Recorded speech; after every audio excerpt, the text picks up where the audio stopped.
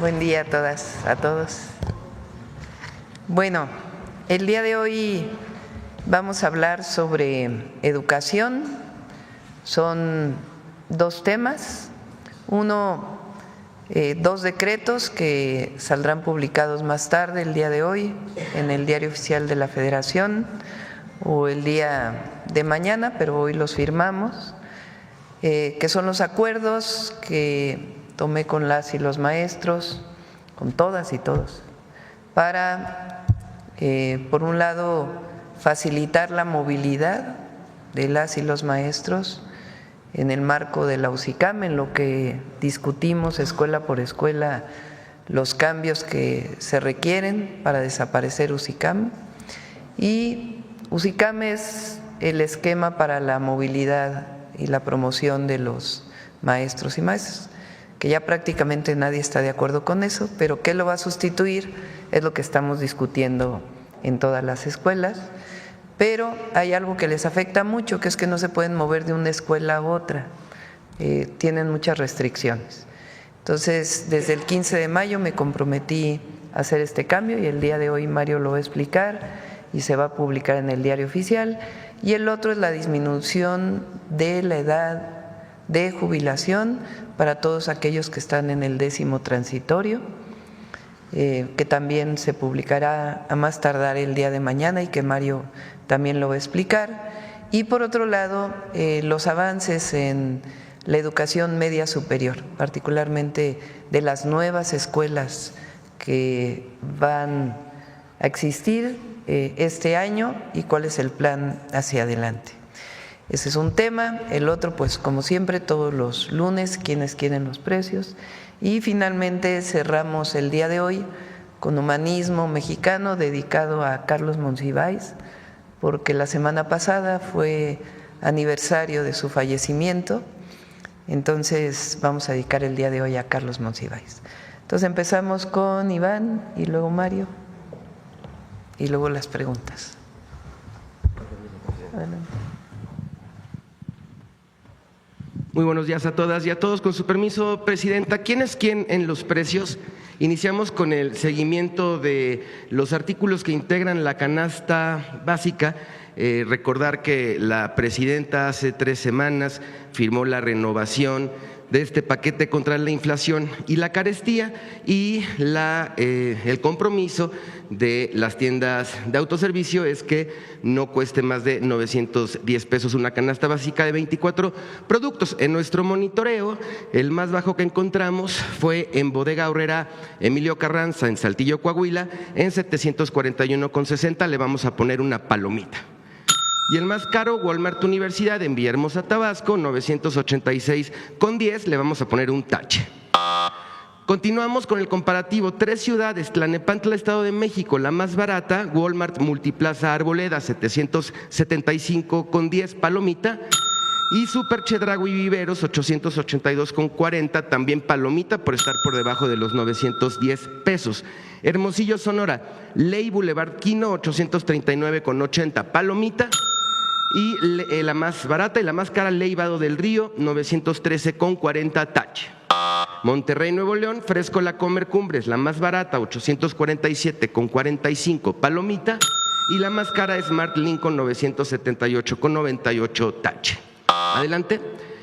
En el monitoreo que hicimos del 9 al 13 de junio, este es el porcentaje de cumplimiento de las empresas que se comprometieron en el PASIC. En el cumplimiento me refiero a que son las tiendas de autoservicio que tienen la canasta básica en menos de 910 pesos. Entonces, la Comer cumple al 100%, todas sus tiendas tienen una canasta básica en menos de 910 pesos, igual que Aprecio.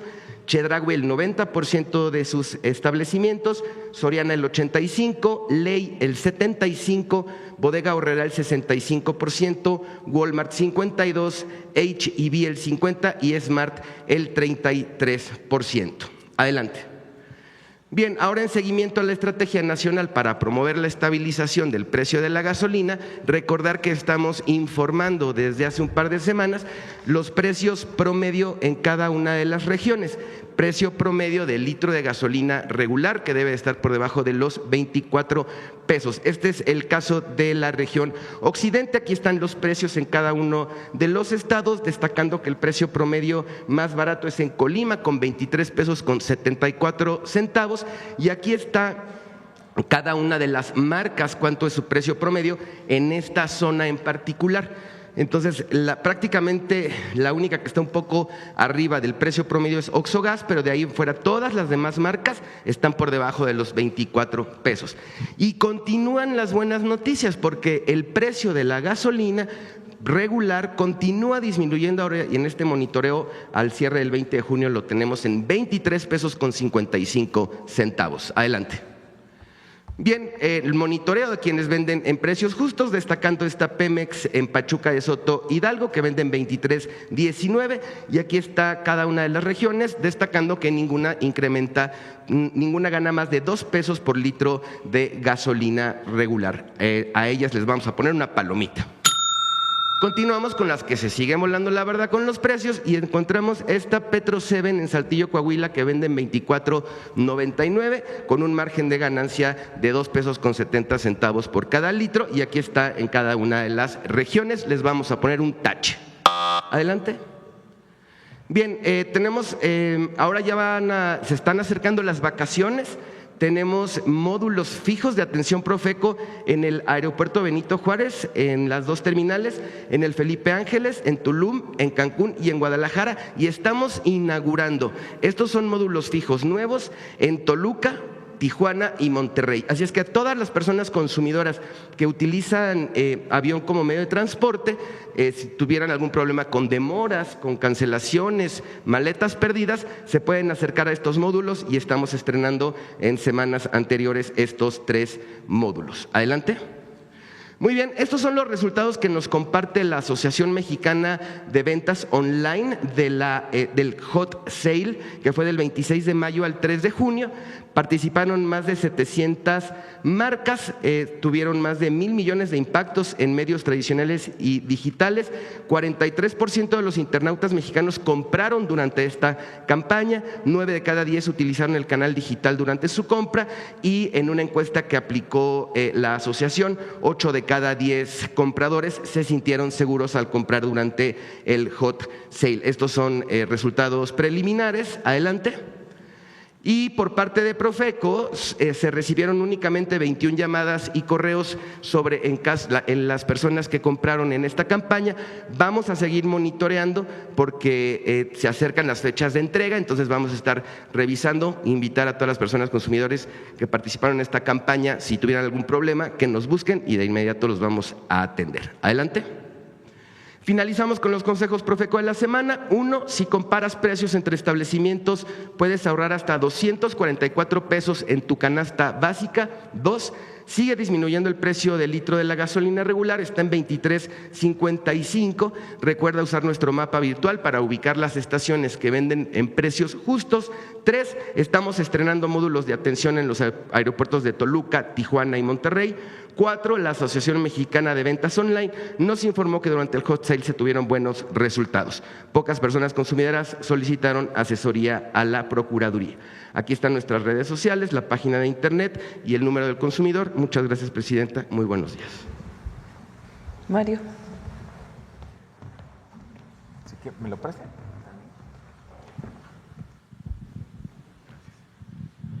Buenos días a todos, presidenta, con su permiso. Vamos a informar sobre los 2 decretos que planteó la presidenta, pero antes muy rápido informar a todas y todos, y presidenta, de la consulta que usted ordenó escuela por escuela. Adelante. Decirle que ya se realizó el 30 de mayo en el Consejo Técnico. Adelante, fue un proceso de deliberación colectiva entre las y los maestros, fueron 16 reactivos. Adelante, tenemos algunos primeros resultados. Lo bueno es que el número de participantes, 96.974 escuelas participaron y nos mandaron sus resultados, sus deliberaciones. 30,000 de escuelas multigrado para un total de 127,778 escuelas. Es un muy buen número de participantes y fue en la 7ª sesión del Consejo Técnico el 30 de mayo. Las escuelas que no hayan participado, que no hayan contestado, podrán hacerlo en la sesión del Consejo Técnico del próximo 27 de junio. Adelante. Algunos resultados muy rápido. Adelante. Se les preguntó ¿qué consideras lo más importante? Pon en orden de prelación qué factores consideras en los procesos de admisión, promoción y reconocimiento. ¿Qué dicen los maestros y las maestras en los procesos de admisión? ¿Qué es importante? La formación docente y pedagógica en primer lugar, la apreciación de conocimientos y aptitudes, promedio general de carrera, cursos curriculares y extracurriculares y experiencia docente como esa admisión al final. En la promoción vertical, ¿qué debe considerarse? Dicen los maestros y las maestras. Reconocimiento de conocimientos y aptitudes, antigüedad, reconocimiento al buen desempeño, estudios de posgrado, experiencia y tiempo de trabajo en regiones en condiciones de vulnerabilidad. Para la promoción horizontal, la formación profesional, el reconocimiento y conocimiento de aptitudes, antigüedad, actualización y desarrollo profesional, y así promoción de horas adicionales, reconocimiento a la asesoría y apoyo al acompañamiento. Tenemos información que nos va a guiar en la propuesta que va a hacer la Presidenta de la República de la desaparición de UCICAM y establecer una nueva relación de ingreso, promoción y ascenso. Pero para hoy tenemos un resultado importante. Adelante, la que sigue, por favor. La que sigue. Les preguntamos qué criterio debe considerarse para los cambios de centro de trabajo, el decreto que está presentando hoy la Presidenta. Pues el 54% piensa que la antigüedad y años de servicio. Es decir, el decreto que hoy se va a firmar se basa a que en los cambios de centros escolares la variable que determine a quién le toca primero de los maestros y las maestras sea exclusivamente con la antigüedad. Y justamente es lo que están pidiendo la mayoría de los maestros y las maestras. Adelante. Entonces tenemos ahí el respaldo. Adelante, por favor. Vamos con el primer decreto. Sí, adelante. Tiene que ver con facilitar la movilidad de los centros de trabajo. ¿Esto qué es? Siempre los maestros pues quieren acercarse a la comunidad pues donde nacieron o donde vive su familia. Un maestro de nuevo ingreso normalmente le toca trabajar fuera de su ciudad, fuera de su pueblo, fuera de su comunidad, y conforme va pasando el tiempo, pues tratan de moverse. Hay mucha demanda en los centros urbanos, entonces es algo muy normal que los maestros quieran acercarse a algún lugar de su preferencia. Con la entrada de UCICAM esto se volvió muy problemático, muy complejo y poco transparente, porque a algunos maestros sí se les daba el cambio y a otros no. Cuando tenemos una vacante y un maestro se cambia, bueno, ese maestro deja vacante el lugar donde estaba. Entonces otro quiere ocupar ese lugar y ese que ocupa su lugar también deja un lugar vacante y se va formando una cadenita. Se llaman cadena de cambios. Por eso cuando tenemos una vacante genera por lo menos entre 5 y 15 cambios. Ahora, esos cambios van a estar determinados por la preferencia de los maestros para moverse, pero el criterio de decisión de quién se mueve va a ser exclusivamente el de la antigüedad. Vamos a hacer muy transparentes las asignaciones para que todos los maestros y maestras estén pendientes, y la idea de la Presidenta de la República es acercar a los maestros y las maestras a la comunidad que ellos deseen. Adelante, deseen. ¿Cómo le vamos a hacer? Va a haber un mecanismo presencial. ¿Cómo es ahora? Es virtual. Envían los maestros y las maestras su solicitud y de repente pues se publican los resultados. Entonces no sabemos quién sí y quién no. Ahora, ¿qué vamos a hacer? Se van a poner cuáles son las vacancias, cuáles son las plazas vacantes, en dónde están ubicadas. Se van a recibir todas las solicitudes de los maestros y las maestras y públicamente se van a procesar. Estos son los maestros que quieren ir a esta vacante y estos son sus años de antigüedad. Y ahí en un evento público, nivel por nivel, se va a ir haciendo esta cadena de cambios, se van a ir haciendo estas asignaciones. Es transparencia total. no va a haber ninguna restricción a la hora de recibir las solicitudes, es decir, no hay filtro. Los que se quieran cambiar, que presenten su solicitud. E insisto, el único factor que decide es la antigüedad. Adelante. También les vamos a pedir a los maestros y las maestras que estén al pendiente de que todas las vacantes se sometan a este procedimiento. Es decir, que no se quede por ahí una plaza, que no se pase este procedimiento y de repente tenga una asignación diferente. Y para ello le vamos a dar a la representación sindical la participación durante todo el proceso, desde la emisión de la convocatoria hasta la ejecución de la misma en el evento público que estamos planteando. Y dependiendo de la publicación de la presidenta, de inmediato lo vamos a poner en práctica. Ya en este proceso de cambios 2025 va a entrar en vigor, como se comprometió la presidenta Claudia Sheinbaum. Adelante, por favor. Lo siguiente es el decreto de la disminución de la edad de jubilación del ISSSTE. Quiero recordar cómo era el modelo de pensiones hasta el 2007, era un sistema solidario a cargo del ISSSTE, pero esto es lo importante: 28 años para las mujeres, 30 años para hombres, de servicio para acceder a la pensión. Adelante. Después, en 2007, en la reforma aprobada en el sexenio de Calderón, además ponen un requisito adicional a los años de servicio, una tabla donde iba incrementándose la edad. Se podía una edad mínima de jubilación que para el 2028 iba a llegar a 60 años. Adelante. Esta es la tabla, cómo iba subiendo la edad mínima de jubilación que se pedía en la reforma del 2007 para que pudieran jubilarse las y los trabajadores al servicio del Estado. ¿En qué consiste el decreto que está planteando el día de hoy la presidenta? En que esto ya no ocurra, que no se siga aumentando la edad mínima para jubilarse.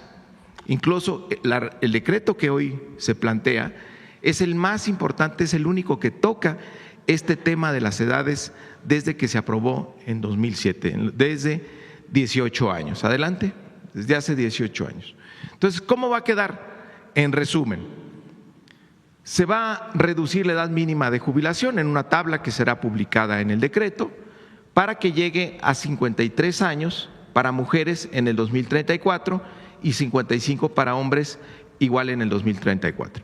Comparado con lo que dice actualmente la ley, ¿cómo estaríamos en el 2028? 58 años para mujeres, 60 años para hombres.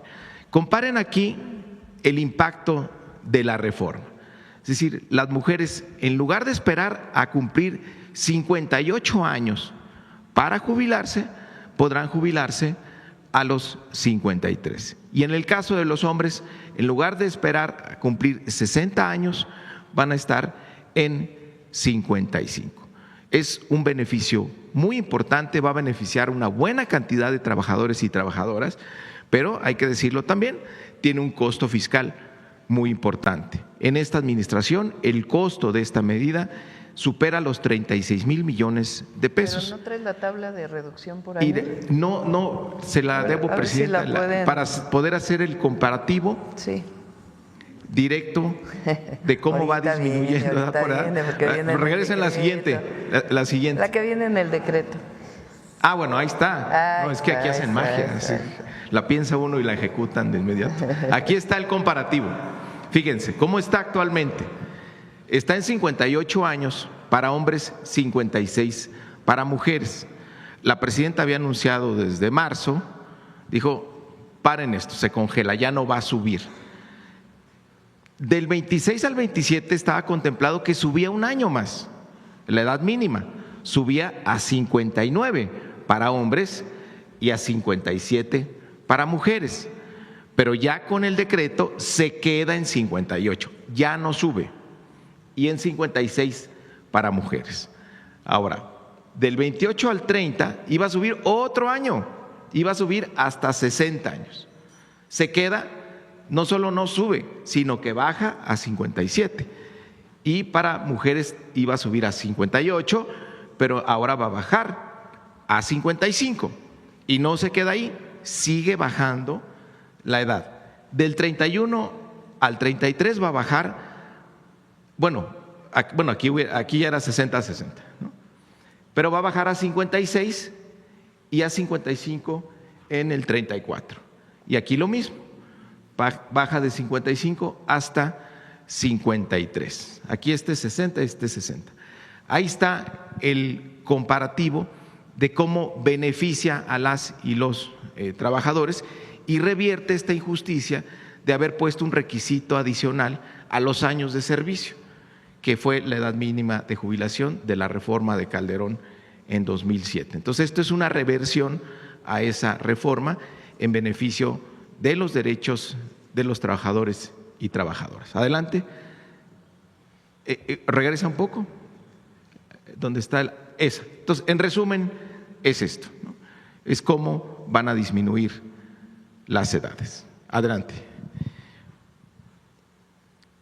Bueno, y por último, informarles rápidamente, Presidenta, cómo vamos en las construcciones.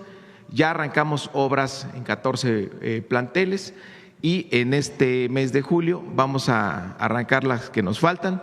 Son las nuevas preparatorias, los nuevos bachilleratos, una inversión de 1,215 millones de pesos. Hay 2 planteles que están terminados, que ya venían construyéndose. El de Tecámac y el de Reynosa están listos para iniciar el siguiente ciclo escolar, son completamente nuevos y van a entrar ya dentro del sistema de bachillerato nacional que ha anunciado la presidenta. Estos son 18,000 nuevos lugares para que nadie se quede sin estudiar en las entidades que están ahí señaladas. Adelante. Tenemos también la ampliación de bachilleratos que tienen mucha demanda actualmente y que tienen espacio para poder crecer. Son 33 acciones, son 33 obras, ya iniciamos en 7 planteles y están por iniciarse en otros 22. Son 8,910 lugares nuevos. Algunos planteles que no tenían turno vespertino y que tienen mucha demanda, vamos a tener turno vespertino. Es el caso de Tijuana y Tlaxcala. En Tijuana tenemos ya 2 bachilleratos que solo tenían turno matutino, van a tener turno vespertino a partir del siguiente ciclo escolar, y lo mismo en el caso de Tlaxcala. Ahí ya no hay que hacer, la inversión en infraestructura será mínima, pero se ampliarán el número de espacios. Adelante. Y después, la presidenta detectó que había muchas secundarias que no eran utilizadas en las tardes.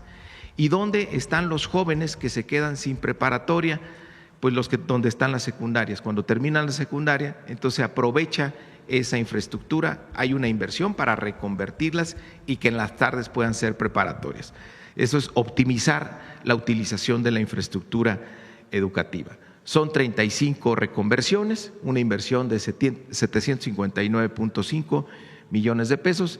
Ya se arrancó en 23 planteles, en julio arranca en 11 planteles, ahí son 10,500 lugares adicionales. Si sumamos las 3 cifras, casi llegamos a 47,000, 37,500 nuevos lugares para las y los jóvenes de nuestro país. Adelante. Algunas fotos muy rápido: Michoacán, Jalisco, Chiapas, Puebla, adelante, que ya estamos en obra. Estado de México, Yucatán. Y todas estas acciones terminarán en el siguiente ciclo escolar. Cuando no esté lista, por ejemplo, los bachilleratos nuevos, pues vamos a tener aulas provisionales, porque si ven, la mayoría de las obras las vamos a acabar en este año para que las y los jóvenes ya puedan ir a su preparatoria. Sí. A ver, regrésate para ver las tres formas de ampliación del bachillerato. Los mapas. Son 20,000 estudiantes por los nuevos. Atrás. Son 18,000 estudiantes de los 20 nuevos planteles de bachillerato, más la que sigue. 8,910 más 10,500. Son prácticamente 37,500 nuevos lugares para este año nada más para educación media superior. Gracias, Mario. Muchas gracias. Sí. La idea es que en algunos empiecen en agosto y si no, ya iniciarían a mediados del ciclo puede ser y después ya se incorporan en agosto del 2026. Bueno, a ver, importante entonces, recuerden que el 15 de mayo anuncié 3 temas muy importantes para las maestras y los maestros. Uno, el aumento salarial del 9% y un 1% más a partir de septiembre. Todas las maestras y maestros van a ver reflejado el 9% de aumento salarial entre salario y prestaciones a partir del 1 de julio. Va a ser retroactivo al 1 de enero. Ya lo van a recibir el 1 de julio. Segundo, un cambio en la manera en que pueden moverse de una escuela a otra, mientras hacemos el cambio de el UCICAM famoso o de la UCICAM famosa. Entonces, un cambio en el esquema de movilidad se publica el día de hoy. Y la tercera, que fue parte de lo que se dialogó también con la CENTE, no solamente se congela la edad de jubilación de los que no entraron a cuentas individuales, sino que se va a ir disminuyendo a partir del 2028. Este es un acuerdo que tomamos y el día de hoy va a salir publicado. Es importante para todos los que nos escuchan que tienen que cumplir las maestras y los maestros 30 años en el caso de hombres de haber trabajado como maestras y maestros y 28 años en el caso de mujeres. Lo que estaba pasando es que aunque cumplieran 30 años, cada año o cada 2 años aumentaba la edad de jubilación. Ahora no solo se congela, sino que disminuye hasta el 2034. Esa es la tercera mejora para las maestras y los maestros. Ahora, para cómo vamos a cambiar la UCICAM, no solo va a ser por reuniones de consejo técnico, nos vamos a ir presencialmente escuela por escuela. La propuesta que se va a presentar va a salir de las maestras y de los maestros, no de la Presidenta de la República. Si nos llevamos un año más, nos llevamos un año más, pero tiene que salir de asambleas, de discusión de las propias maestras y maestros, presencial en las escuelas, para que no haya ningún problema después de que no fue tomada en cuenta ninguna opinión, ninguna posición. Eso que salga desde abajo, eso es lo que va a ser la propuesta para el cambio relacionado con la promoción de los maestros. Bueno, ese es uno y la otra son 37,000 nuevos lugares para educación media superior y va a ir aumentando cada año. Van a ser más de 100,000 lugares durante todo el sexenio para aumentar el número de preparatorias para las y los jóvenes en nuestro país, además de los 330,000 espacios para educación superior, que ya también lo vamos a presentar en las siguientes mañaneras. Bueno, pues esa es la información. Antes de pasar a las preguntas, les voy a pasar unas fotografías del trabajo de la Defensa y la Marina en los lugares que fueron afectados por el huracán Erika.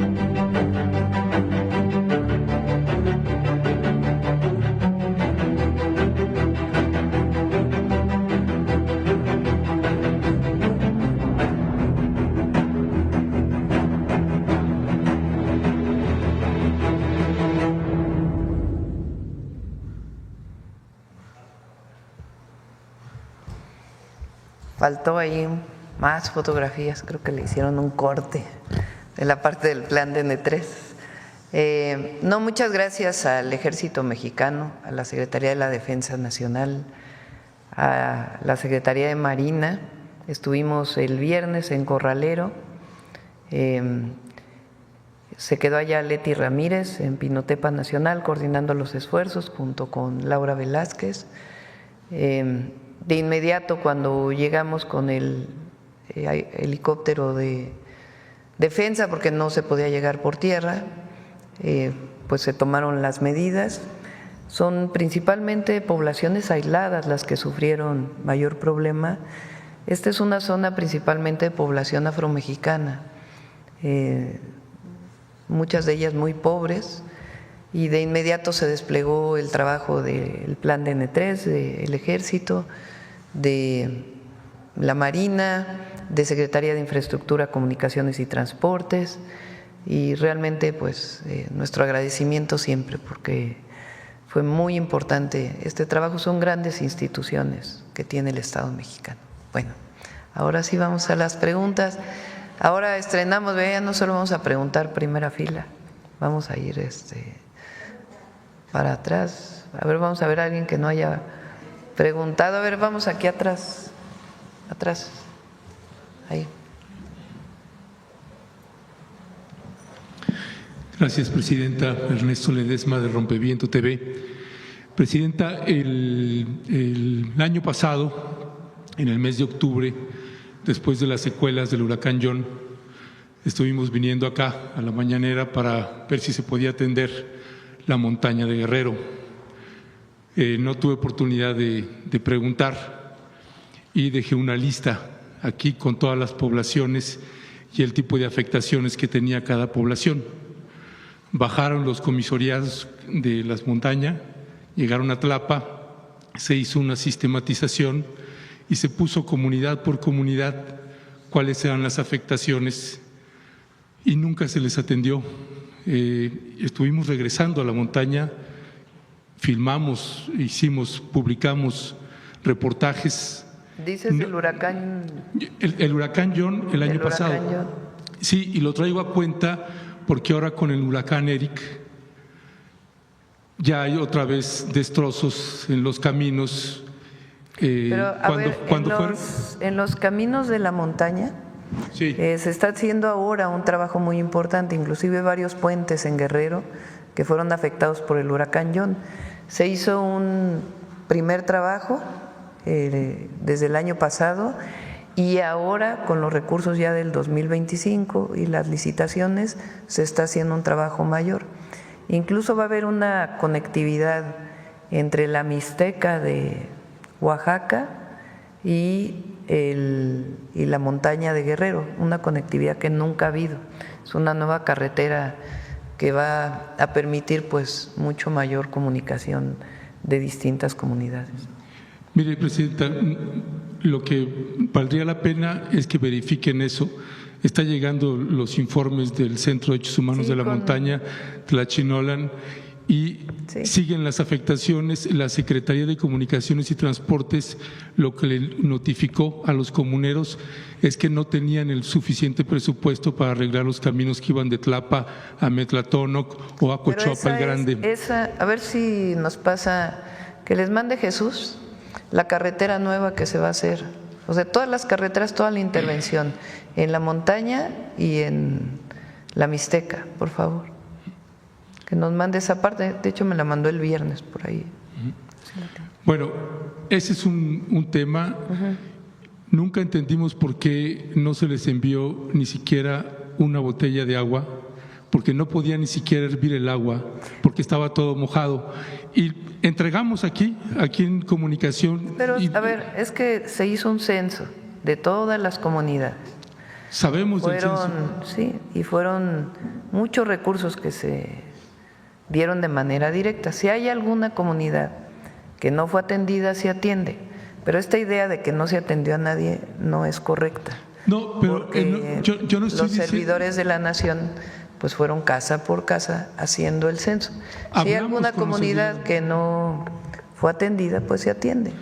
Mire, para no entrar ahí en debate de que si usted está diciendo que se atendió a todas y que acaso algunos casos no, se quedó aquí un listado en comunicación y ahí lo tienen con una base de datos muy amplia y extensa para verificar ese. Lo que se hace es que de ahí se va a hacer un censo, se hace el censo y de ahí se ven las afectaciones de cada hogar y ahí se dan los apoyos de acuerdo a las afectaciones.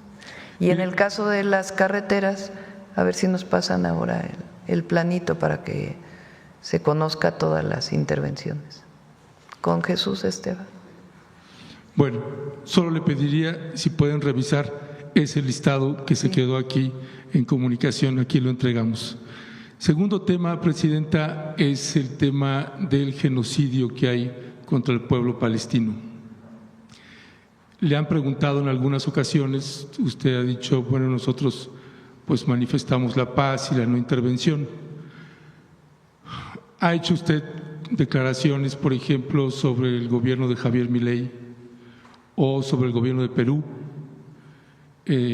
¿Se ha También intervenido? he hecho declaraciones sobre eso. Dije que condenamos la agresión y también dije que México tiene una política exterior muy definida, más allá de la opinión de la presidenta. Y nosotros tenemos que ceñirnos a la política exterior establecida en la Constitución.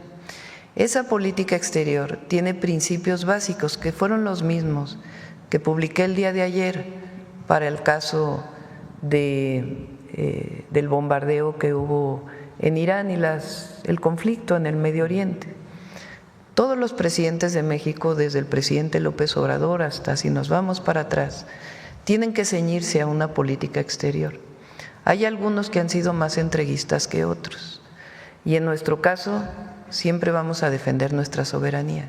Pero el marco de actuación de la presidenta de México tiene que ver con la Constitución de la República y con lo que ha sido los lineamientos de la política exterior de México. Y en ese sentido está perfectamente establecido en los principios de política exterior, en el artículo 89 constitucional, en el inciso 10º. Y sobre eso tenemos que nosotros ceñirnos, porque así está marcado en la Constitución. Sí, pero acá no estamos hablando de una guerra, estamos hablando de un genocidio. Y no sé, y le pregunto a usted de manera directa si usted está de acuerdo o está consciente que lo que está padeciendo el pueblo de Palestina es un genocidio. Es un genocidio. Hace cerca de, no sé, varios años, yo publiqué una carta en La Jornada con mi pensamiento en aquella época. Ahora nos tenemos que ceñir a la política exterior de México, que es la búsqueda de la paz, siempre. Si ustedes escuchan en la última de las declaraciones que hizo el presidente López Obrador, creo que fue abril del 2024, es muy parecido a lo que estamos diciendo ahora. Y desde entonces ya estaba esta situación. Entonces nosotros nos tenemos que ceñir a la política exterior y a lo que dice claramente la Constitución de la República.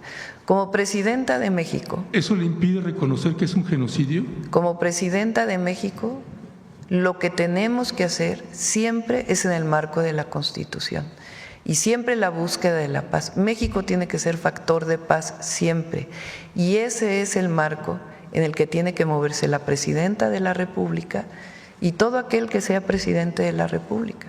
En ese marco se movió el presidente López Obrador y en ese marco tenemos que movernos. ¿No señalar siempre un genocidio es promover la paz? Bueno, ya lo contesté. Estamos hablando de que condenamos lo que pasó, lo he dicho varias veces, lo que está pasando, pero que nuestra posición como presidenta de la República tiene que ser en el marco de la Constitución. Así lo hizo también el presidente López Obrador. Y así tiene que ser, en el marco de la Constitución. Ok, esa es su respuesta, lo entiendo. Presidenta, el tercer tema que quiero abordar… ¿Por qué no pones ya tienes las carreteras?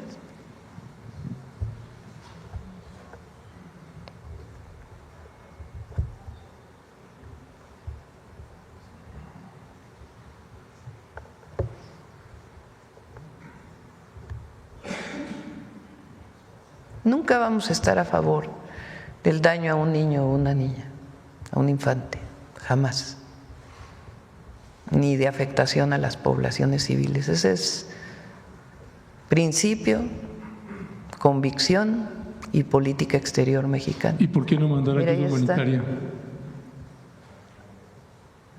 No, son los planos, por favor. Son los planos de la intervención que se está haciendo este año en la Mixteca y en la montaña de Guerrero, para las carreteras, por favor.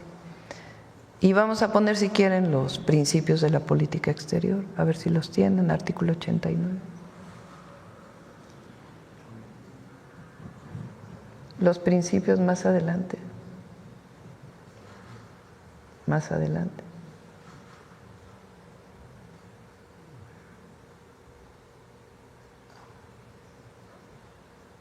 Más adelante, por favor. Son los principios de política exterior.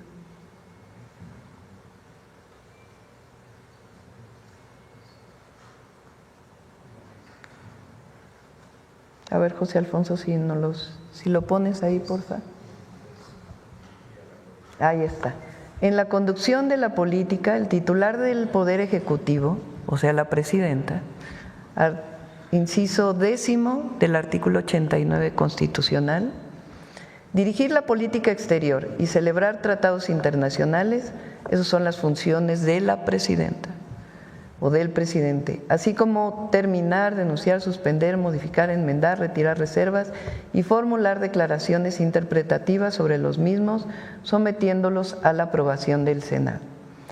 En la conducción de tal política, el titular del Ejecutivo observará los siguientes principios normativos: la autodeterminación de los pueblos, la no intervención, la solución pacífica de controversias, la proscripción de la amenaza o el uso de la fuerza en las relaciones internacionales, la igualdad jurídica de los estados, la cooperación internacional para el desarrollo, el respeto, la protección y promoción de los derechos humanos y la lucha por la paz y la seguridad internacional. Usted se ha Son los manifestado a favor de principios. Cuba, y cosa que celebramos millones de mexicanos, también con la compañera ¿Por qué? candidata Mira, en las ¿qué dice elecciones ahí? de Ecuador. La autodeterminación de los pueblos. Con la señora Kirchner también se ha solidarizado, y no sé por qué no solidarizarse con el Hemos pueblo hablado siempre palestino. de que México, a ver, ¿por qué no? Hemos hablado siempre de que México ha reconocido y seguirá reconociendo dos estados, el Estado palestino y el Estado de Israel. México reconoce a los dos estados y ha pugnado en Naciones Unidas, no de ahora, sino de hace muchos años, porque se reconozcan los dos estados. También hemos condenado agresiones a población civil y siempre lo vamos a hacer. ¿En qué marco nos movemos? En el marco del artículo 89, con particularmente el inciso 10º. Todos los presidentes de México, todos, tienen que conducirse bajo esa doctrina, que es la doctrina de la política exterior de México. Ok, disculpe, Presidenta, Sí. nada más es un genocidio y esa es su decisión. Presidenta, pasando al tema, el tercer tema que quería abordar es sobre el Plan México, el acuerdo y convenio que el Gobierno de México está haciendo con las empresas mineras. El secretario de Economía, Marcelo Ebrard, publicó este pasado 18 de junio en su red social: de acuerdo a las instrucciones de la presidenta Sheinbaum, se da inicio a una nueva etapa de la minería mexicana orientada a reducir la dependencia en minerales y proteger la economía nacional. El presidente Andrés Manuel López Obrador, antes de salir, envió una propuesta de reforma de ley para que se prohibiera la minería a cielo abierto. Esto ya se echó para atrás, ya no se va a votar eso. Desconocemos por qué el cambio de decisión. Yo creo que sería muy bueno que escucharas las mañaneras. Las escucho Porque todos ¿no? los días, sí. Fíjate que eso lo dije como 2 semanas después de que entramos al gobierno. Dije que esa iniciativa tenía problemas porque prohibir, y lo platiqué en su momento con el presidente López Obrador, cualquier minería a cielo abierto implicaba prohibir, por ejemplo, minas de arena para la construcción o las minas salinas, que hay minería para sal. Es decir, distintas actividades relacionadas con la minería a cielo abierto que si se prohibiera por completo, pues no permitiría la explotación de ciertos recursos. Eso lo dije, lo he dicho más varias veces. 2, no se va a dar ninguna nueva concesión. Eso no, se están ampliando, que no es lo mismo, pero es igual. No hay nuevas concesiones de minería. No son nuevas, están ampliando. No hay nuevas concesiones de minería. Mire. Y la minería que existe actualmente, la secretaria de Semarnat, Alicia Bárcenas, está trabajando de manera muy importante para resolver el problema que todavía existe de contaminación de jales de distintas mineras. Entonces, no va a haber ninguna nueva concesión.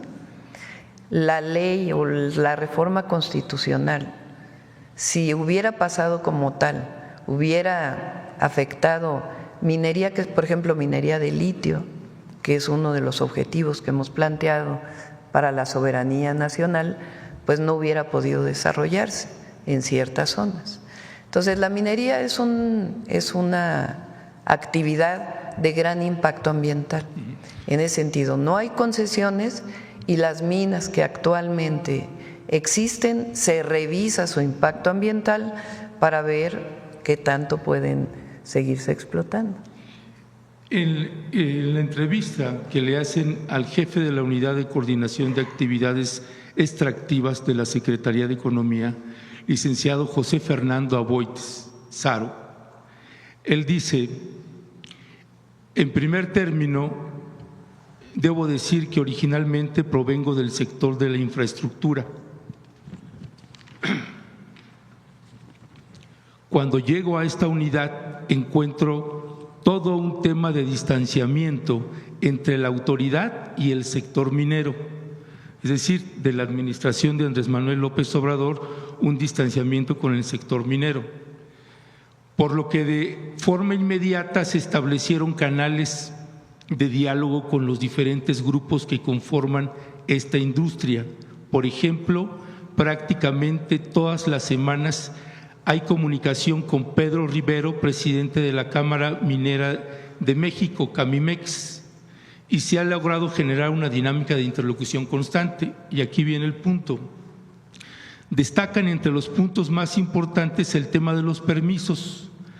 Virtualmente no había ningún permiso, tanto de la Secretaría de Economía como de la Secretaría de Medio Ambiente y Recursos Naturales, Semarnat o Conagua. Algunos de ellos tenían ya 6 años de antigüedad y eso empezaba a paralizar el sector. No solo de que hubiera nuevas concesiones, sino que las que estaban en operación iban a tener que cerrar. Ya hemos avanzado en ese tema y actualmente se ha liberado una buena cantidad de permisos en Semarnat. Pero no son permisos para nueva minería. La gran mayoría de esos permisos es importante porque tú estás queriendo poner como que nosotros ahora vamos a promover la minería a cielo abierto en todo el país. No. Sí, lo estás queriendo insinuar. No, entonces, porque me interrumpe, presidenta, y no puedo terminar. Por eso, pero es importante comentar porque ¿qué se ha abierto de los permisos? Por ejemplo, resolución de permisos para cómo se manejan los jales de las minas. Lo puede venir a explicar Alicia Bárcenas con todo detalle.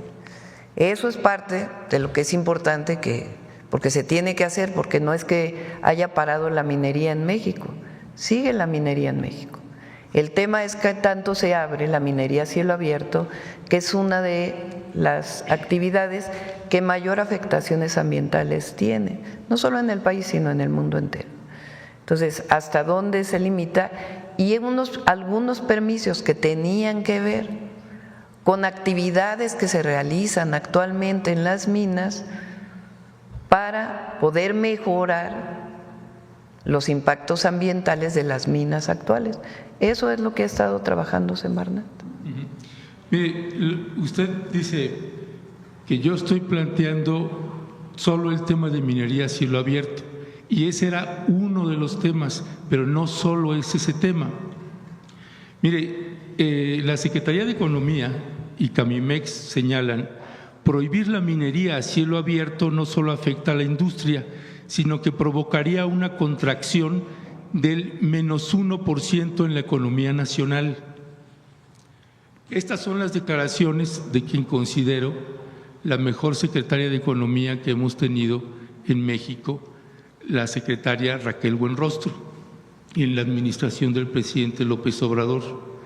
El sector de la minería en México prácticamente no paga impuestos en proporción a sus ingresos totales y es una de las industrias con más corrupción relacionadas con las regulaciones de la Secretaría de Economía. En el 2021, la producción en minería alcanzó 16.680 millones de dólares. Los grandes contribuyentes pagan 2.4% de sus ingresos totales. Nosotros, que estamos asalariados, pagamos entre un 30 y un 35%, y las mineras pagan el 0.002% de sus ingresos totales, dijo en ese entonces la secretaria de Economía, y que también había sido la titular del Servicio de Administración Tributaria. Usted, en el proyecto de Nación, en los 100 compromisos, en el numeral 87, señala: no se van a otorgar más concesiones de minería a cielo abierto, se evaluarán aquellas que tienen concesión siempre que haya reconocimiento de la población y no tengan impactos ambientales. No se va a permitir la explotación de hidrocarburos a partir del fracking. Yo le plantearía o le pediría, Presidenta, ¿cuál es el convenio que está haciendo con el Plan México, el Gobierno de México, que firmó Marcelo Ebrard y que se ven las firmas que lo está haciendo en las imágenes? Si lo pueden presentar completo, ¿cuál es el acuerdo que han hecho con Grupo México? Porque Grupo México también anuncia más inversiones y no entendemos por qué se le sigue abriendo tanto las puertas cuando tenemos una historia terrible con ese Grupo México, con esa minera, y tendría que estársele abriendo por lo menos una investigación y una averiguación a Germán Larrea, el propietario de ese grupo minero. Pero lo que no entiendo es qué estás insinuando. No sé a qué se refiere. Pues sí, porque… ¿Qué es lo que no entiende ahí? O sea, ¿qué insinúas? ¿Que estamos haciendo algo distinto a lo que hemos dicho? Sí. Pues no. Bueno, presenten cuál es el proyecto. Sí, se presenta, no tiene ningún problema. A ver, porque es importante, porque tú estás como generando una idea de que estamos mintiendo. Yo nunca le voy a mentir al pueblo de México, nunca. Y si llegara a cambiar yo de opinión, lo plantearía abiertamente por alguna consideración que tuviera. Pero nunca vamos a mentir ni a esconder, jamás. Entonces, si estás insinuando que estamos escondiendo y estamos mintiendo, estás equivocado. Entonces, ¿qué estamos planteando para la minería? Actualmente hay concesiones de la minería. Requieren permisos para su misma operación, porque los permisos no es que se den una sola vez y ya después dejan de darse. Son permisos que tienen que ver con ubicación de jales, con tratamiento de agua, con muchas otras cosas relacionadas con la actividad minera actual. Entonces, había algunos permisos que no se habían dado y que eran necesarios darlos para garantizar que en efecto no hay por lo menos menores impactos ambientales de los que había en su momento. Entonces, ese es uno. Dos, en el caso de que siga la actividad minera, pues tiene en las concesiones que actualmente existe, tiene que revisarse a profundidad si es factible o no es factible. Por ejemplo, te pongo un ejemplo, El litio. ¿Es importante que México produzca litio? Yo creo que sí. Para eso se nacionalizó el litio. ¿Cómo es la explotación del litio, en particular en Sonora, en lugares con arcilla? Pues resulta que es minería a cielo abierto. Entonces, requiere un impacto ambiental particular para poder explotar el litio. Por ejemplo, si vamos a seguir construyendo trenes, pues se requieren bancos de materiales para la construcción de esos trenes. ¿Cómo son los bancos de materiales? ¿Cómo se extraen los bancos de materiales del balasto de los trenes? Con minería a cielo abierto. ¿En dónde se tiene que hacer? Pues en donde sea factible, con su estudio de impacto ambiental y su aprobación de que después de que se haga el banco de materiales, pues tiene que resarcirse el daño ambiental que se hizo. ¿Qué tipo de minería es? Minería a cielo abierto. Por ejemplo, con Grupo México, en el caso de Sonora, con el daño que hubo en su momento en el río Sonora, se está trabajando para poder garantizar todos los hospitales que se comprometieron en algún principio, para garantizar toda la reparación del daño ambiental que no fue considerada completamente y los montos que tiene que aportar Grupo México. ¿Es bueno eso? Desde mi perspectiva, si se hace bien, las comunidades están de acuerdo y se resuelve el problema, sí. ¿Mintiéndole a la gente? No, sino sencillamente trabajando para que se resuelva el problema del río Sonora, que es indispensable. En otros lugares, en donde hay minas actuales de este grupo o de otros grupos mineros, ¿qué se tiene que hacer si se sigue explotando esa mina a cielo abierto? Pues garantizar que el impacto ambiental esté bien y que se hacen de acuerdo a la normatividad vigente. No hay absolutamente nada que esconder. Y hay algunos materiales indispensables, como por ejemplo el cobre, que tiene impactos ambientales importantes, que ahí donde se esté explotando, pues hay que ver cómo se está explotando y qué mejoras puede haber. Incluso para la propia refinación del cobre, que es una tarea que se debería de hacer en México, y no solamente vender el cobre a China, que le vendemos cobre a China de manera directa, sino que pudiéramos nosotros pues producir los alambres de cobre y todo lo que viene posterior a la explotación del cobre. Entonces, de eso se trata lo que se está planteando con la actividad minera. ¿Por qué no avanzó la reforma constitucional? Pues porque así como estaba escrita, hubiera tenido afectaciones incluso para la construcción en nuestro país por los bancos de arena. Ya. Bueno, a propósito de que usted señala que yo estoy insinuando, yo no estoy insinuando. Lo que estoy planteando, Presidenta, es algo que desconocemos porque no nos han dado la información de qué tipo de arreglos y convenios se están haciendo. No hay arreglos en lo oscurito, en nuestro gobierno no hay arreglos en lo oscurito. Bueno, para los mexicanos son oscuros mientras no sean públicos. No, no hay arreglos en lo oscurito y todo se hace público, no hay ningún problema. Bueno, para cerrar, Presidenta, valdría la pena si pudieran considerar una consulta nacional con respecto de la minería en México, con la regulación que ustedes decidan, pero valdría la pena que consideraran una consulta nacional. La industria minera es la que más asesinados tiene en todo el continente y México es el primer lugar. Por eso creo que valdría la pena tener esos considerandos. A ver si pones las… Mira, estas son las nuevas carreteras que va a haber.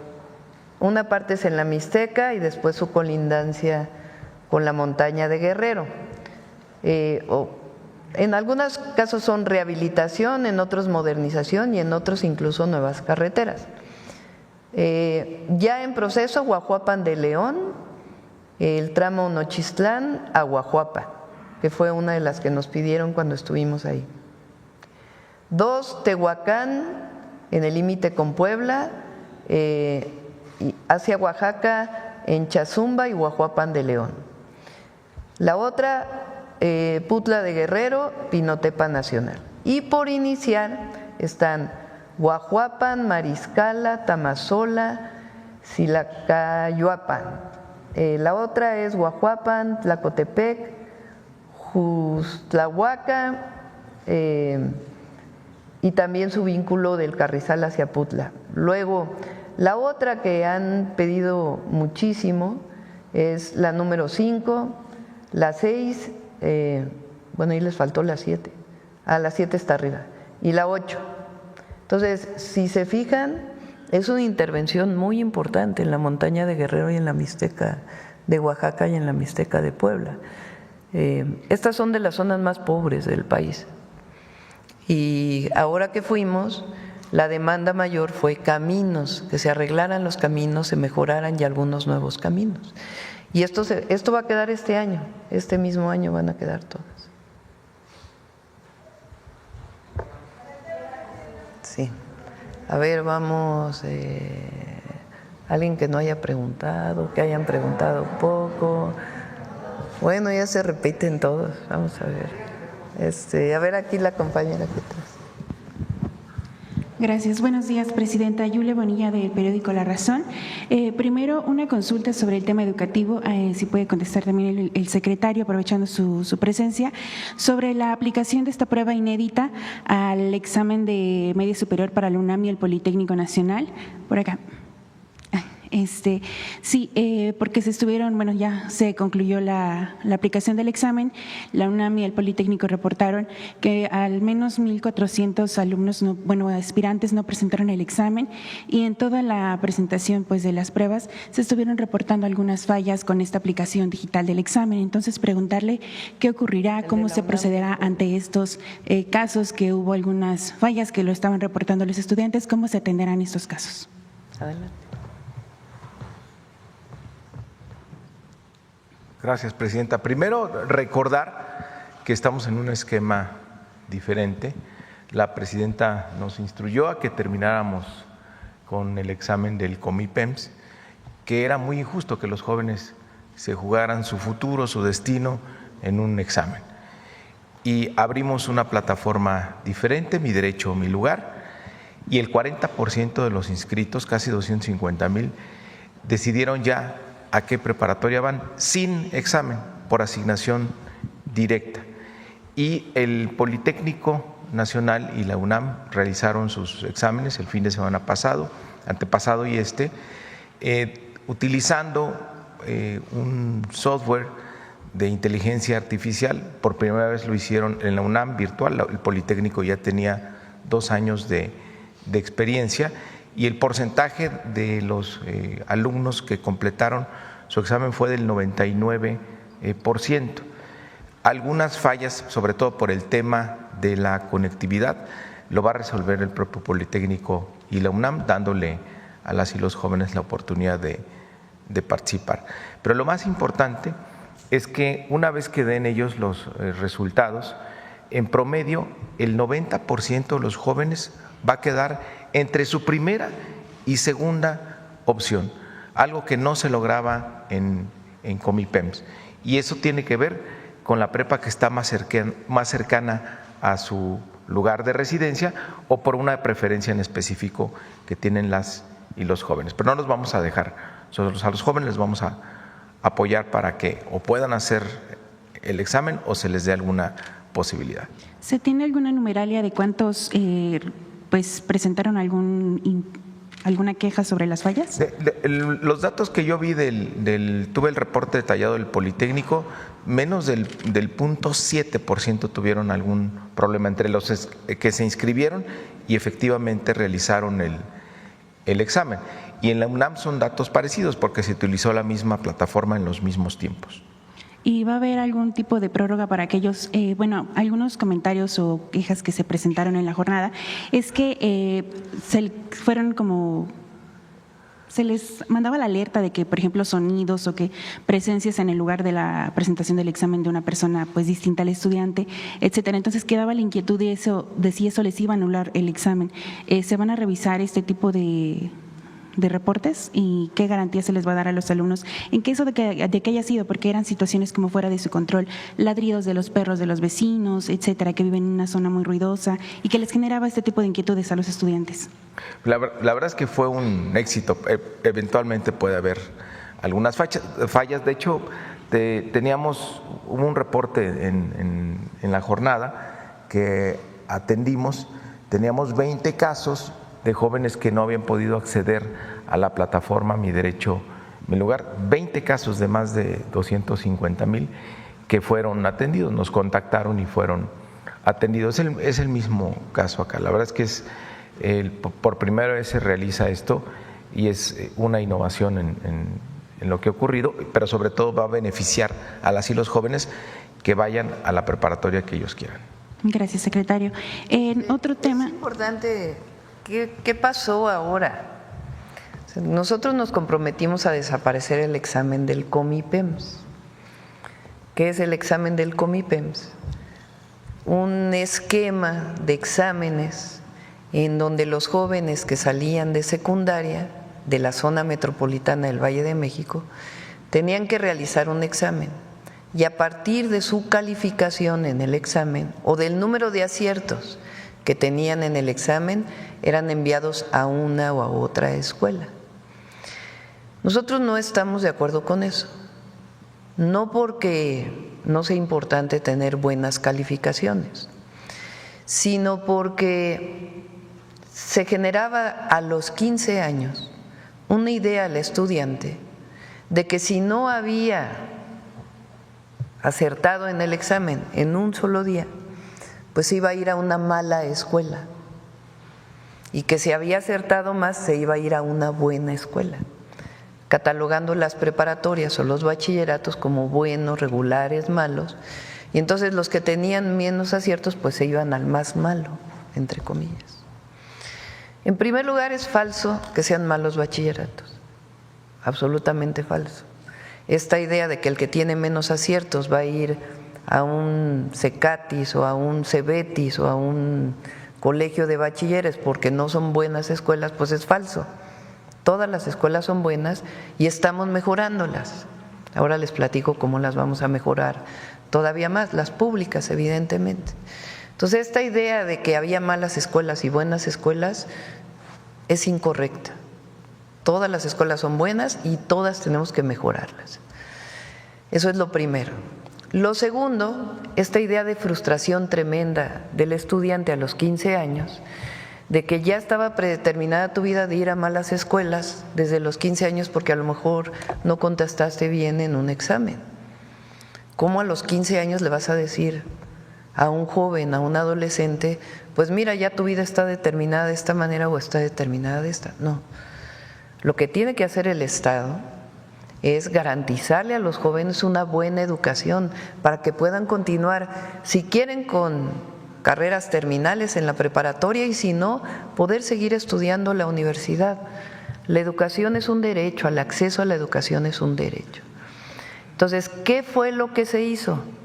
Una plataforma en la que los jóvenes pueden definir, de acuerdo a la cercanía de su domicilio y a la opción que más les guste, apuntar 3 opciones, ¿verdad? 3 opciones de a dónde quieren ir. La gran mayoría, fíjense, el 50% quedó en su primera opción, de manera sencillamente como ellos lo decidían. ¿Qué pasa con la UNAM y el Politécnico? Bueno, la UNAM primero es autónoma y ellos definen a través de su propio consejo universitario cómo es su ingreso.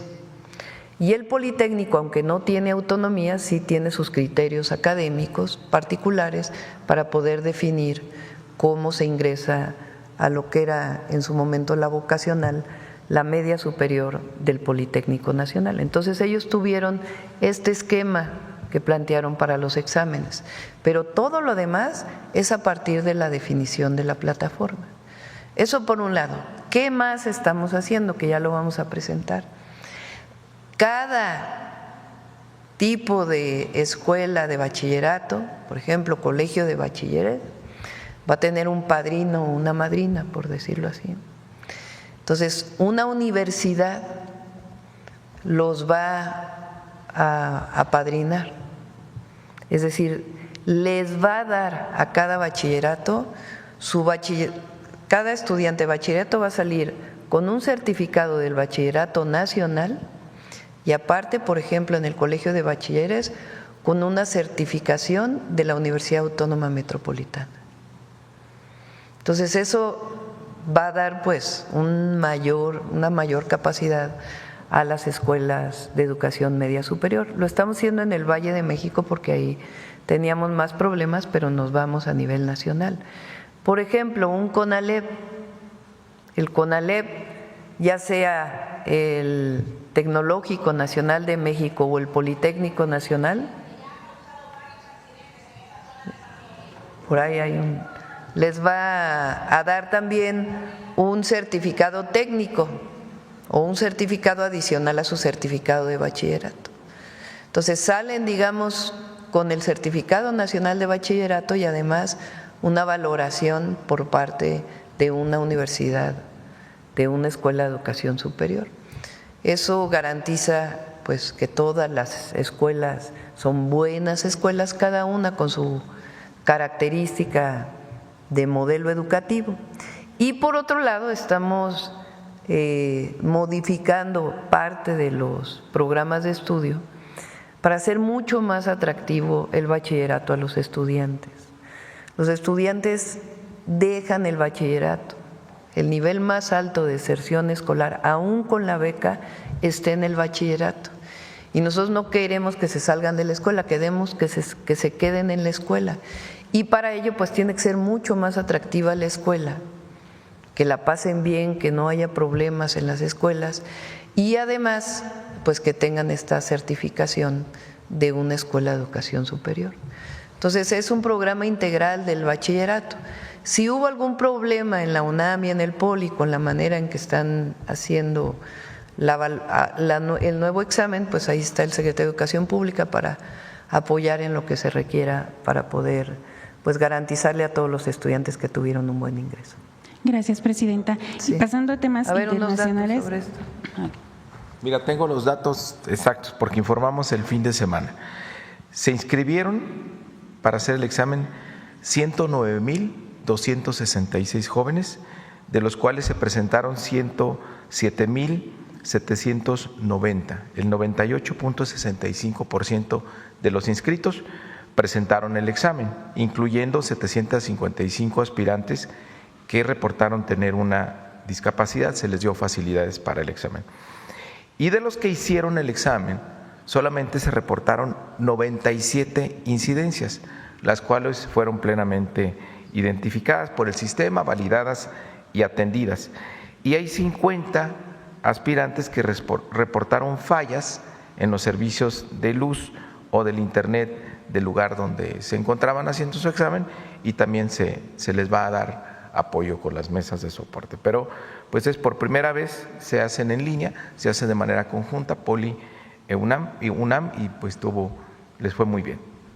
Gracias, secretario. Ahora, en otra pregunta, pasando a temas internacionales, presidenta, ayer el presidente de Estados Unidos, Donald Trump, hacía este comentario de que, o insinuación de que se necesitaría un cambio de régimen en Irán. Entonces, a ver su comentario respecto a estas declaraciones y también sobre las dimensiones que podría tener en México o que eso está estimando derivado de este conflicto, pero sobre todo con el cierre del estrecho de Hormuz, que bueno, sabemos que es un ducto por el que pasa combustible, etcétera. Entonces, si nos puede, pues, comentar cuáles son las dimensiones del impacto que se tendría de este lado del país. Primero, soberanía de los pueblos. Esa siempre ha sido la posición de México. Cada pueblo tiene el derecho a decidir su forma de gobierno. Ese es principio de la política exterior de México. Pocos países tienen estos principios de política exterior. Hasta ahora, en términos del precio del petróleo, realmente el incremento es muy poco en los últimos días. México tiene la ventaja, digamos, de que el petróleo que producimos en México ya prácticamente todo se refina en nuestro país. Dos Bocas está funcionando los dos trenes. Por cierto, hubo una publicación de la Agencia Internacional de Energía muy buena sobre la refinería Dos Bocas. Y ya prácticamente ha disminuido mucho la importación de combustibles. Entonces, ahí está avanzando mucho la soberanía energética, entre otras razones por la compra de la refinería en Texas, Deer Park, y por otro lado pues de la refinería Dos Bocas y el trabajo que se está haciendo en las 6 refinerías que ya existían en nuestro país. Aunque como quiera pudiera llegar a impactar si subiera mucho el precio de las gasolinas, porque nuestra referencia es internacional. En ese caso hay un mecanismo que existe en México para que no suban las gasolinas, que es el subsidio a través del IEPS, que es el impuesto que se paga por las gasolinas, y que está publicado y que entraría en vigor en caso de que hubiera un aumento en el precio internacional de la gasolina mayor. México tiene un mecanismo para que no aumente la gasolina en el país. Ok. Y bueno, en otro tema, Presidenta, sobre los cambios, hoy inicia el periodo extraordinario en el Congreso, entonces si nos puede comentar para precisar cuáles son los proyectos que tienen prioridad para el Congreso en estos días. Lo vamos a presentar el miércoles, mañana se presentan, mañana es seguridad y también Ernestina Godoy y Marcela Figueroa van a presentar las leyes que tienen que ver con seguridad, que son 3, aunque de esas 3 se deriva modificación a otras, que es 1, la ley de la Guardia Nacional, 2, la ley del Sistema Nacional de Investigación e Inteligencia o del Sistema Nacional de Investigación e Inteligencia, y la otra es del Secretariado de Seguridad Pública. Son 3 leyes que se van a modificar, mañana se presentan y el miércoles presentamos todas las demás leyes que también se modifican en este periodo. ¿Se mantiene en 20 el número de reformas que se estarían enviando? Sí, van a ser más, porque se está integrando una que tiene que ver con los delfines, en la protección de los delfines, que no estaba integrada originalmente. Entonces, si mal no me equivoco, son 22. Ok. Y relativo también al tema legislativo, preguntarle, Presidenta, un tema que publicamos en La Razón la semana pasada sobre los costos de las rentas que están incrementando de manera pues excesiva, al menos aquí en la capital del país. Y bueno, consultando el tema con expertos inmobiliarios en la materia, pues algo que advierten es que el costo de las rentas podría haberse incrementado de cara al Mundial debido a que pues la capital va a ser una sede, y este tema se ha convertido quizá en un factor para que pues empresas inmobiliarias y también pues personas que se dedican a este mercado vean ahí un motivo para continuar incrementando las rentas. Entonces, sabemos que se ha establecido mecanismos en la capital que se supone que son los que dirigen o marcan los lineamientos para el tema de las rentas, pero a pesar de estos, pues se siguen dando costos excesivos. Al menos la estimación aquí en la capital es que en los últimos años ha crecido hasta 50%, y ya hay rentas hasta de 20,000, 30,000 pesos con departamentos que, pues en zonas que quizá no lo ameritarían el costo ni tampoco las condiciones de la vivienda. Sabemos que ya se ha puesto en marcha pues este programa que han anunciado con el Programa Nacional de Vivienda, pero preguntarle si consideraría implementar algún tipo de reforma para regular el mercado inmobiliario o de arrendamiento. Tiene sus complicaciones la regulación de las rentas. Habría que platicar con la jefa de gobierno, porque finalmente esta legislación le correspondería a la ciudad, no a la federación. Lo que nosotros estamos haciendo pues es el Plan Nacional de Vivienda, que tiene una parte de vivienda, de compra de vivienda, y la otra de vivienda en renta. El objetivo es atender a las poblaciones que menos tienen, particularmente a las que ganan entre 1 y 2 salarios mínimos. Ese es el objetivo del Plan Nacional de Vivienda para el Bienestar. Y eso pues va a ayudar a que haya mejores precios para la compra y también para la renta. Pero lo de la ciudad pues tendríamos que platicarlo con la jefa de gobierno. Y por último, ayer se dio una inundación en el municipio de Naucalpan derivado del desbordamiento. Saber qué atención se le va a dar a la población. Sí, se va a ayudar ahí al presidente municipal y a la gobernadora. Conagua está pues para ver todo lo que tiene que ver con la red de drenaje y por su parte, pues si es necesario algún apoyo adicional, porque el Estado de México va a dar apoyos, pues estaríamos apoyándole. Días antes se comentaba que se había retirado un tapón derivado de, pues, en la presa que causó el desbordamiento. Saber si habrá algún tipo de investigación sobre algún responsable. Tiene que revisarlo la Conagua. Sí. Okay. Gracias, presidenta. Sí. A ver, vamos allá, por allá atrás. A ver, Carlos. Hace mucho que no preguntas. Andaba en la lista de lesionados. Carlos Navarro, del Heraldo Media Group. Presidenta, con estos, el aumento salarial, el tema de la jubilación y el UCICAM, ¿qué pendiente tienen ustedes con los maestros de México? Sí, quedamos de seguir discutiendo el tema de la reforma del 2007. El Fondo de Pensiones para el Bienestar, pues es un gran alivio para las maestras y los maestros que se van a jubilar en el régimen de cuentas individuales, porque en caso de ganar lo que se gana como salario medio del IMSS, ya no van a jubilarse con menos, sino se va a tener el total del salario, hasta el salario medio. Y después los que se jubilan con más salarios, pues también muchos de ellos se ven beneficiados. Entonces, además de eso, nosotros quedamos de seguirlo platicando, todo pues en el marco de lo que puede destinarse por parte del presupuesto público. Para que tengan una idea, el cambio de edad representa en todo el periodo un monto adicional como de 80,000 millones de pesos. Entonces, todo representa recursos y pues hay que analizar hasta dónde da, pero de todas maneras vamos a seguir trabajando con ellos, no está cerrada nunca la puerta, sino que vamos a seguir trabajando para mejorar las condiciones del Magisterio Nacional. ¿Y de qué forma encontrar estos recursos que les está costando por el tema de la edad de jubilación, presidenta? Pues son recursos que va a asumir el gobierno federal y va a alcanzar, porque hay que seguir trabajando en el marco de la austeridad republicana. No se hubiera ofrecido esto si no se tuviera la certeza de que va a alcanzar el recurso. Pero de todas maneras seguimos trabajando en todo lo que tenga que ver con la mejora de las condiciones laborales y de la educación de las niñas y los niños en nuestro país. Presidenta, mañana estará cumpliendo 63 años sí. de edad. Ya llovió.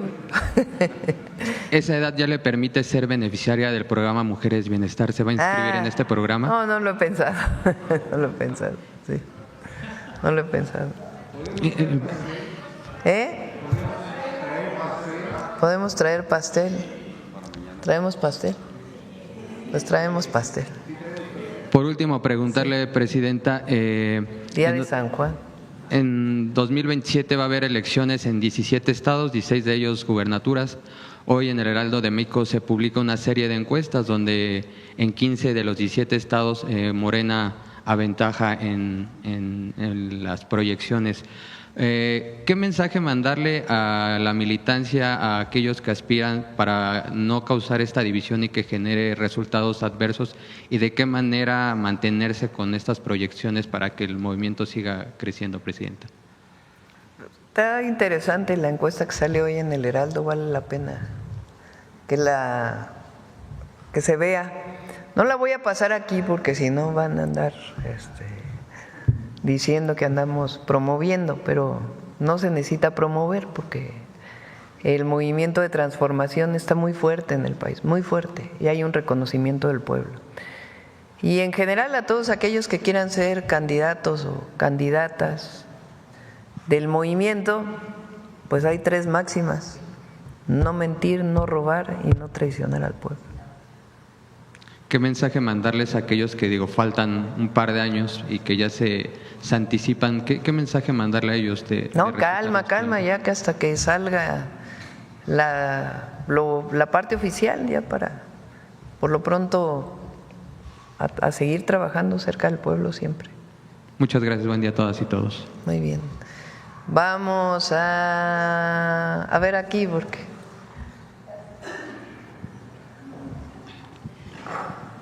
Buenos días, Presidenta, y buenos días, invitados. Presidenta, volviendo con el tema del petróleo, quiero comentarle, dentro del plan presentado por Pemex para el 25-30, nos gustaría saber si se sigue con la estrategia de exploración misma, que fue un punto importante del sexenio pasado y que implementó el presidente Andrés Manuel López Obrador, siendo muy acertada, en donde se encontraron yacimientos muy importantes en el sur de nuestro país y que presentó una gran oportunidad para las reservas del autoconsumo. Este tema se vuelve muy importante debido a la situación que prevalece en estos momentos y que queremos saber, Presidenta, si tenemos garantizado el tema del petróleo para nuestro país. En caso de presentarse una situación global, ¿qué decisiones tiene contemplado el Gobierno de México para enfrentarlas? Sí. Me reúno cada semana con la Secretaría de Energía y estamos trabajando mucho con Pemex. Ha habido transformaciones muy importantes en Pemex derivado de la reforma constitucional y la reforma a las leyes, que hacen más eficiente su operación. Por ejemplo, Pemex ya no tiene, no sé cuántos consejos de administración tenía de acuerdo a la subsidiaria, ya solo tiene un solo consejo de administración. Eso es muy bueno porque garantiza pues el control de toda la empresa pública del Estado. Estamos trabajando en pues la parte financiera, que se ha encontrado también ya un esquema muy claro no para este año, sino para los próximos años, y va muy bien. Estamos hoy considerando la parte privada que viene desde el 2015, sobre 1.8 barriles de petróleo diario, su producción. De Pemex es un poquito más de 1.6 millones de barriles diarios. Y ya se tiene pues todo el trabajo para ver cuáles son los yacimientos, qué parte le toca a Pemex, qué parte es de inversión mixta, para poder seguir garantizando lo que nos comprometimos, el 1.8 millones de barriles diarios, y que el crecimiento adicional en el consumo de energía lo absorba principalmente fuentes renovables de energía y una parte del gas natural. Entonces todo eso se está trabajando y diario está la Secretaría de Energía con el director de Pemex trabajando. Ahora, una vez que se produce el petróleo, pues tiene que refinarse. Las refinerías, pues hoy son 8 refinerías de Pemex, porque son las 6 existentes, más la refinería Olmeca en Dos Bocas, Paraíso, Tabasco, y la refinería Deer Park, que se compró completa. Entonces, hoy están funcionando las 8 refinerías. Dos Bocas están funcionando ya los 2 trenes, y eso garantiza que si se considera que lo que produce Deer Park pues es producción de Pemex, aunque digamos se importa porque pues está en Texas, eso alcanzaría para producir toda la gasolina y el diésel que requiere nuestro país. Todavía hay una parte de turbocinas que quizás se tenga que importar, pero todo lo demás está garantizado y se sigue trabajando en ello. ¿Eso qué nos hace? Pues soberanos. Hay una parte que tenemos que seguir trabajando, que es la parte del gas natural, porque ahí sí compramos mucho gas. Pero las decisiones que hizo el presidente López Obrador en su momento, que no le gustan a la oposición, que la siguen criticando, que están duro y dale los conservadores ahí, fueron muy buenas, porque garantizan la soberanía. Y frente a estos cambios internacionales que puede haber, pues México está resguardado en términos de la producción de sus hidrocarburos. Tenemos que seguir avanzando en gas natural, que es una parte pues que todavía nos queda por trabajar, porque ahí sí importamos una buena parte del gas natural que consumimos de Texas. Entonces, ¿estamos garantizados en medio de este tema global? Sí. Muy bien. Gracias, Presidenta. Una intervención más es, en días pasados hicimos un trabajo de investigación en el Hospital del Iste, recientemente inaugurado en Villahermosa, Tabasco. Sostuvimos una charla con el líder del sindicato, la administradora y también la directora médica, Quisimos saber cómo está caminando este hospital, que fue parte de los 9 hospitales que el presidente Andrés Manuel compró antes de irse y que cumplió con lo prometido. Estos hospitales estaban bajo el esquema APP, que es Administración Pública Privada. Y bueno, nos encontramos que en los casos mencionados y desde diferentes puntos de vista nos platicaron los avances que va teniendo el hospital desde que el ISSSTE toma la administración total al haberse comprado en el sexenio pasado, como una iniciativa que hizo el presidente Andrés Manuel López Obrador de quitar este esquema. Estos 9 hospitales, siendo el de Tabasco uno de ellos, Presidenta, representaba con este esquema un cargo súper ilimitado que duraría 20 años si se hubiera seguido con este esquema. Estos recursos humanos que se integraron como parte del ISSSTE forma parte de este esquema que se realizó, Presidenta, y ellos comentan que hubo un aumento en las plazas, que ya se tomó el control completo del ISSSTE para operar esas actividades que operaban esas empresas privadas. Comentan que todavía no se ha logrado del todo, se están acoplando, pero la buena noticia, Presidente, es que este hospital, lo visité personalmente, cuenta con unas instalaciones de primera, le dan las gracias los trabajadores de ahí y bueno, este hospital se consolida con éxito durante su gobierno, los 9 hospitales. Presidenta, ¿qué opina al respecto de este esquema y podría darnos un reporte más adelante de estos 9 hospitales? Que sí, ya se... pedimos, de mañana en 8 viene Salud, le pedimos a Martí, que está haciendo muy buen trabajo al frente del ISSSTE, que pueda informarlo. Va avanzando mucho el Sistema Nacional de Salud Pública.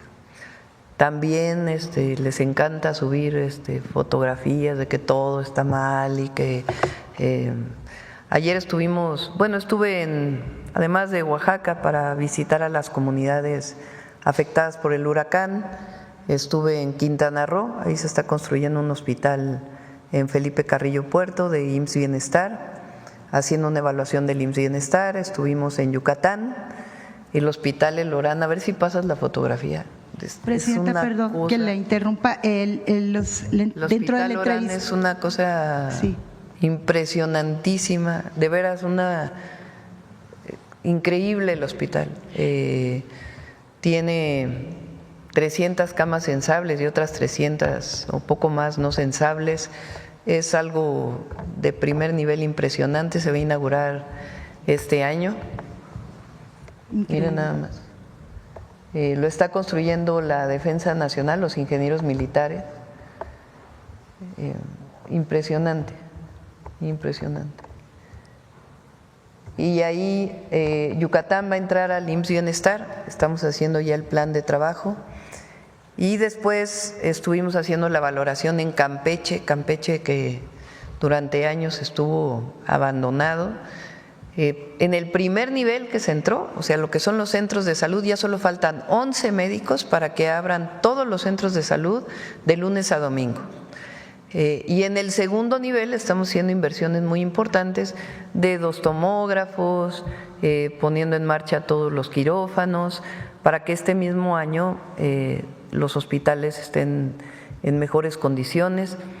Todo esto que inició con el presidente López Obrador, los medicamentos, pues ya conocen, tuvimos el problema de que alguien se quiso pasar de vivo en sobrecosto, se están ahorrando más de 20,000 millones de pesos adicionales y en julio ya más o menos 2/3 partes está normalizado el abastecimiento y en julio viene la otra parte.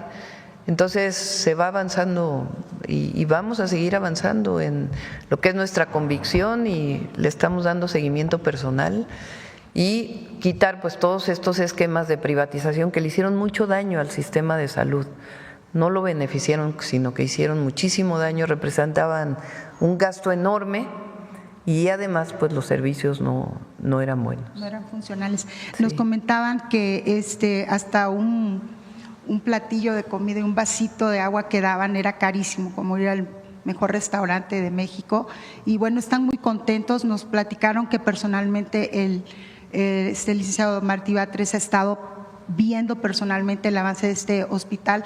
Presidenta, cabe señalar que este hospital del ISSSTE en Tabasco hasta goteras tenía, ya era algo terrible y pues están muy contentos. El acoplamiento ha sido eficiente y pues va caminando. Qué bueno. Que todavía hay cosas que hay que hacer. Le dan las gracias, presidenta, en nombre de ellos. Gracias. Permiso. Muy bien. Cerramos. Vamos. Sí, Humanismo Mexicano. Con el queridísimo, lo extrañamos, a Carlos Monsiváis. Adelante.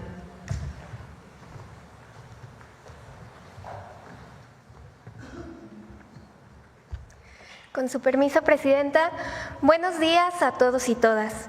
¿Sabían ustedes que Carlos Monsiváis fue un pionero en el estudio de la cultura popular?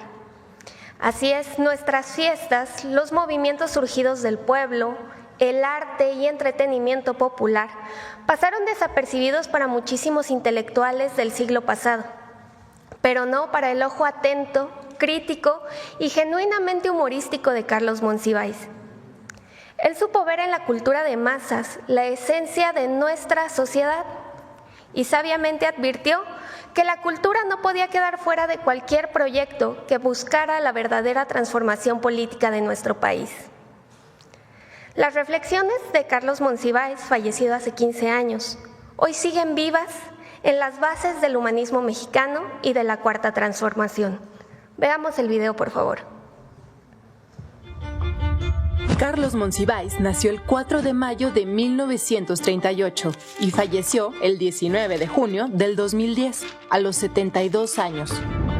Escritor, pensador, periodista, crítico de su tiempo. Se comprometió radicalmente con las luchas libertarias y con la transformación de nuestro país. Monsiváis abonó como pocos en las batallas culturales de la segunda mitad del siglo XX, usando la crónica, el humor, el conocimiento y el pensamiento crítico como principales herramientas contra el autoritarismo político y cultural. La obra, el pensamiento y el activismo de Carlos Monsiváis contribuyeron claramente en el desarrollo de la izquierda mexicana y fue un precursor de la Cuarta Transformación y del humanismo mexicano. Monsiváis desarrolló ejes fundamentales de pensamiento. Entre los principales están la noción de la democracia desde abajo y de colocar lo marginal en el centro como dos ideas fundamentales que están detrás del lema por el bien de todos, primero los pobres, y de la propuesta de humanismo mexicano como síntesis que define a la Cuarta Transformación. La apuesta permanente por una izquierda pacifista, civilista, antiautoritaria y de resistencia crítica, que privilegia la toma del poder por métodos democráticos e incluyentes.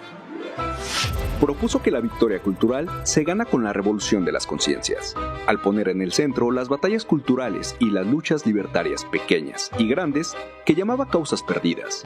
Consideraba que la cultura popular es el cimiento de una sociedad que se organiza. Subrayó que desde la época de liberales y conservadores existe una batalla ideológica y cultural cíclica que se mantiene desde el siglo XIX hasta pleno siglo XXI. Su propuesta fue un liberalismo humanista. Enunció algunas frases para definir a los enemigos en esta batalla cultural. La única doctrina de la derecha es la hipocresía, escribió. Enemigo de la simulación, de la cultura santurrona, de las buenas conciencias. Tuvo la agudeza para distinguir esta hipocresía, lo que alimentó las mejores piezas de su célebre columna periodística, Por mi madre, Bohemios. Ejerció un periodismo crítico y claramente a favor de los más débiles, de los grupos marginados y de las causas contemporáneas como el feminismo, la diversidad, la pluralidad religiosa y los derechos indígenas, entre muchos otros. Como bien planteó en su crónica sobre el éxodo por la democracia, la modernidad se debe forjar desde abajo y entre todos. Si ustedes ven lo que ha pasado en los últimos años, la derecha no ha ganado una sola victoria cultural. Ha perdido todas, una tras otra, desde su oposición a la minifalda hasta la muy reciente andanada del gobernador de Jalisco contra el condón. No ha ganado una. Muchas gracias. Gracias a todas y a todos. Buen día. Ah, la firma del decreto.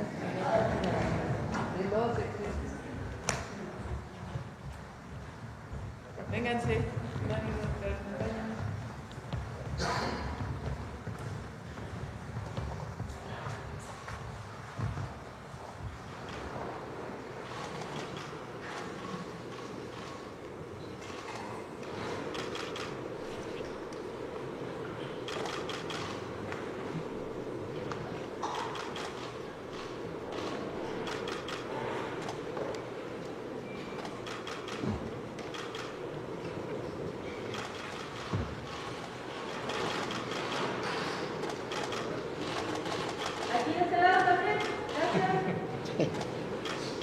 Muchas gracias.